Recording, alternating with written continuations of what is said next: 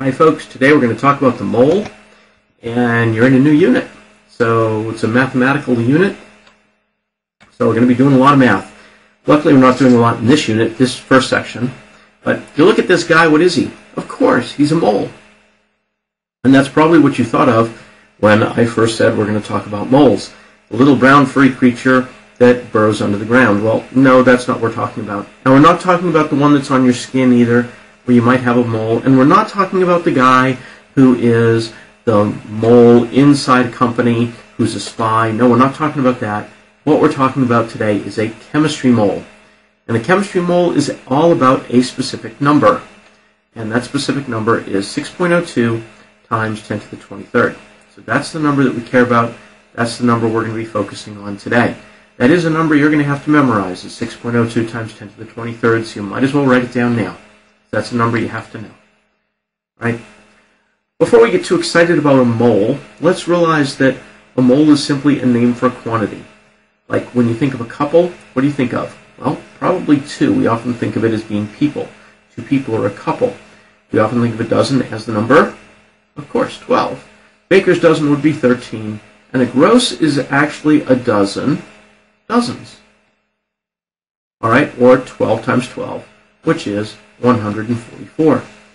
Right? So these are simply names for quantities. We have other names for quantities like a score.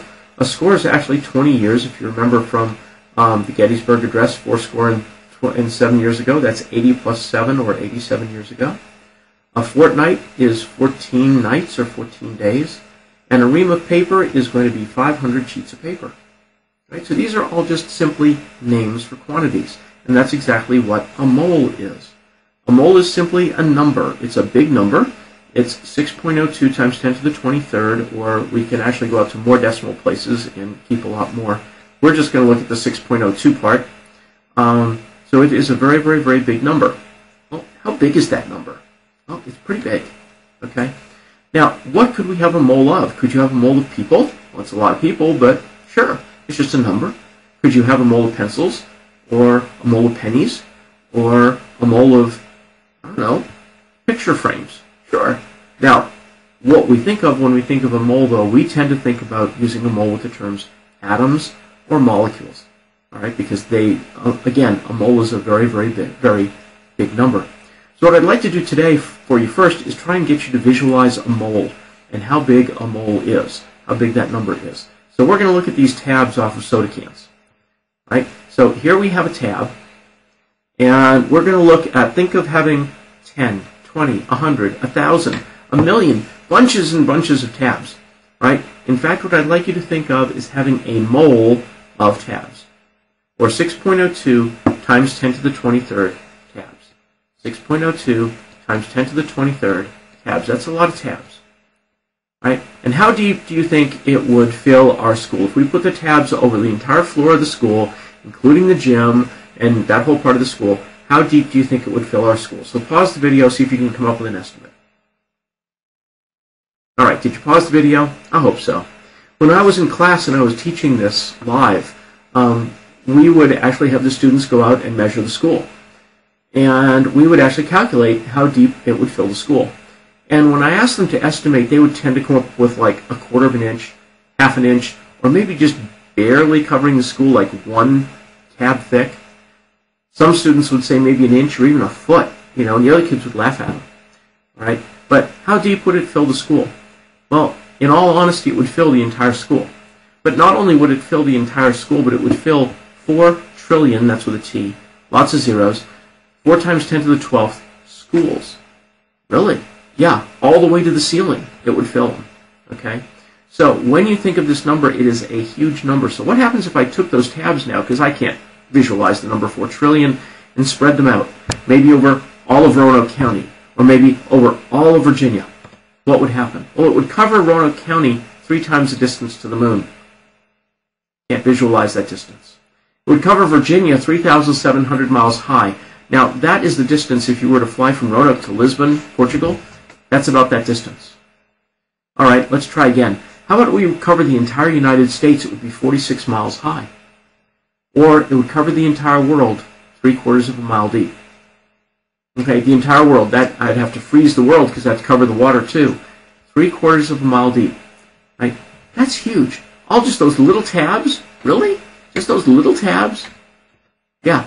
If I had 6.02 times 10 to the 23rd of them, that would cover the world 3/4 of a mile deep. All right? A mole's a very large number. So, let me give you a couple other ways to look at it. If I had a mole of hockey pucks, they'd weigh as much as the moon. A mole of paper, right? Now, a mole of paper would be put paper on top of paper on top of paper, not end to end, but just sheets on top of each other, would reach beyond Pluto. Every cell, if I took every cell in everyone's body on Earth, put them all together in one place, I'd still only have half a mole of cells. I wouldn't even have 1 mole of cells. If I took a mole of basketballs, they'd create a new planet the size of Earth. I could use grains of rice, and they would cover all of the land masses to 75 meters deep. That's about the length of a football field almost. And this one's cool. If I gave away 100 million pennies a day, that's $1 million, to every single person on Earth, every single day, it would take 3,000 years to give it all away. Clearly, that should give you an idea that a mole is a huge, huge number. So, why do we use such a huge number? Well, when we look at copper, you're looking at a bunch of pennies, about 24 cents. And about 24 cents is a mole of copper. Yeah, 6.02 times 10 to the 23rd atoms of copper in a mole of copper are about 24 cents worth of copper. If I look at water, you should be able to see some water down here. Right? There is some water down in the bottom of this 100 milliliter beaker. There's only about 18 milliliters here. That is a mole of water. Really? So you're telling me that there are 6.02 times 10 to the 23rd molecules of water there. But for me to have 6.02 times 10 to the 23rd cells, that would be twice the number of cells that exist in all of the people in the entire world. That's exactly what I'm saying. Right? That tells you that a mole has to be extremely, extremely a big number, and an atom or molecules have to be extremely, extremely small. Because I can see a cell. Now, granted, I have to look at it with a microscope, but I can see it. But you can't see an atom, because there are billions upon billions of them in one cell. Okay, so they're very, very, very tiny. So atoms and molecules are amazingly tiny, because all the human cells in the world are only half a mole, and to see them, I have to use a microscope. So, that's kind of your introduction to a mole. Let's talk about what atomic mass is, just to remind you. We talked about this in previous podcasts where we looked at these numbers, and these numbers were averages, and they're called the average atomic mass, meaning that we have some atoms of germanium that weigh less than 72 and some that weigh more. And remember, the units for these are atomic mass units, or AMUs. So, where in the world did an AMU come from? Well, we looked at carbon-12, and we said carbon-12 is very common in this world, and carbon-12 is made up of 6 protons and 6 neutrons, 6 positives and 6 neutrals. Right? And we said we're going to take that as our basis. That's going to be our standard. So for carbon-12, if I take one atom of carbon-12, 1/12 of that is an atomic mass unit. That's what we use as our standard, so we base everything upon carbon-12. So why does carbon weigh 12.011 instead of 12? Well, remember, there are isotopes of carbon. We have some carbon that has 6 protons and 6 neutrons. We have some that have 6 protons and 7 neutrons. And we have some that have 6 protons and 8 neutrons. And this is called carbon-12. And this is carbon-13, and this is carbon-14. Now, there's not much carbon-14 on this world. It's radioactive. We've got bunches and bunches and bunches of carbon-12.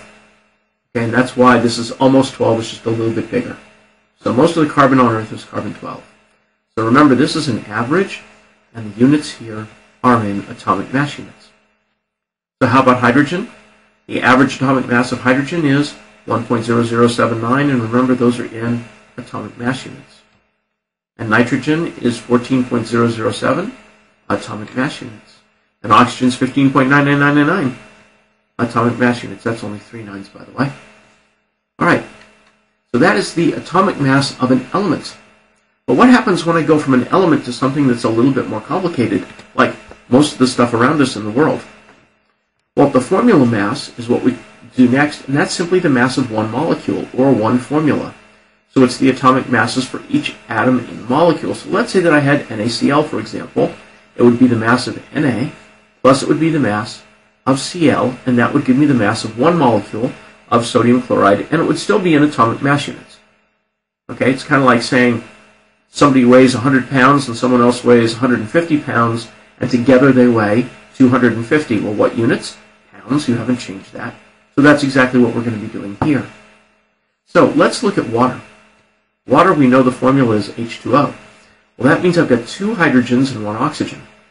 So I've got 1.0079 for hydrogen. Where'd that number come from? Well, that number came straight off the periodic table. We just looked at that a couple of slides ago. 1.0079 atomic mass units, but I have 2 of them. So I have to multiply that number by 2. And oxygen is 15.999 atomic mass units. And I only have 1 of those. So I add those 2 things together, and I come up with 18.0148. And these are still atomic mass units. And you say, I'm done. Well, no, not really, you're not. Because notice I've got 4 digits after my decimal point here, and only 3. And when I added them up, I have to get rid of that decimal point. But I can use that for rounding. So this is going to be 18.015 atomic mass units. So that is my formula mass for water. Right? Hopefully that makes sense to you. Let's try it for carbon dioxide. See if you can do carbon dioxide. Pause the video. We're going to do a few of these. So give it a shot. All right, carbon dioxide is CO2. So that means I've got 1 carbon, which is 12.011. Got 1 carbon. And I've got oxygen, which is 15.999. But there are 2 of them. So that will give me 31.998. And I have to add that to 12.011. And you'll notice I'm not going to have anything go really funky because I don't have any digits out here to worry about. So my answer is going to be 44.009 atomic mass units for the mass of carbon dioxide. All right.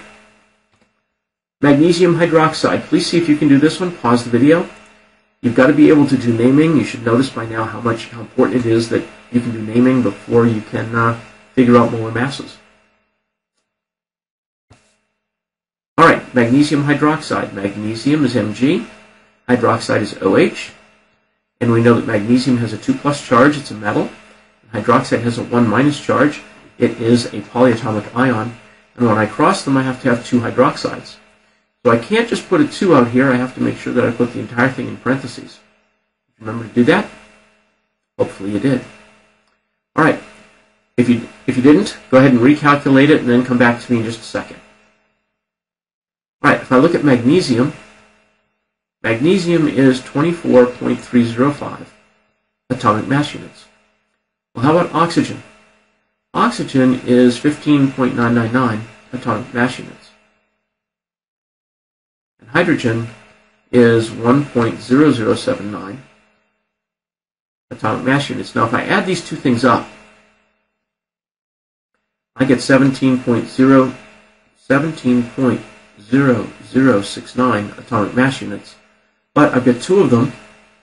I have to multiply that number by 2. So that's going to give me 34.0138. And I have to add that to my magnesium because I've only got 1 magnesium, which is 24.305. When I add these together, I'm going to write it over here. I get 58.3188. But, of course, when I add them, I don't have a digit out here in my last position, so I'm going to have to go and get rid of that one. So it's going to round to 58. Let's rewrite that. 58.319, and that's atomic mass units. Please make sure when you're doing these that you put your units in. This is the mass of a formula, and it's going to be in atomic mass units. All right, this is the last one we're going to do. Aluminum sulfate. Again, try it on your own, pause the video, then come back to me and I'll do it with you. Aluminum is Al. Sulfate is SO4. That's polyatomic ion you needed to memorize. Aluminum has a 3+ charge. Sulfate has a 2- charge. When you cross them, you have to have 2 aluminums and you have to have 3 sulfates. Hopefully you got that far. So aluminum is 26.982. Pull that off the periodic table. I've got 2 of them. Sulfate. Well, what I'm going to do is I'm going to figure out how much sulfate weighs first. So sulfate, let's come over here. Sulfate is 32.066 for sulfur, and oxygen is 15.999. But I have to multiply by 4, and I can do that in my head because that's almost 16. 16 times 2 is 32, times 2 is 64. So that's going to be 63.996. I add those 2 numbers together, and I get 98. No, I don't. I get 96. Sorry. 96.062.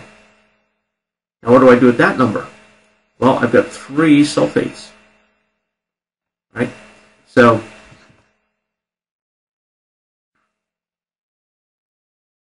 yes, that's right. Okay, I'm just verifying my math here. Right. So I have my 2 aluminums, which when I multiply that out, come out to be 53.904. And when I add that to my 96, I have to multiply 96.062, I have to multiply that by 4, right? So that's going to give me 288.186. I add that entire mess together, and I get 342.09. Okay? Wow, lots of math. But that is aluminum sulfate, and that's in atomic mass units. And hopefully I did it right, didn't make a mistake. So that's how you figure out the mass of a formula of something. So let's review. What is atomic mass? Atomic mass is the mass of an atom. And what's formula mass? Formula mass is the mass of a formula. Right? And both of these are in atomic mass units. Please remember that. Okay, you've got something to do on your own. If you have questions, please let me know. You know where to find me in class. Have a great day. See you soon. Bye-bye.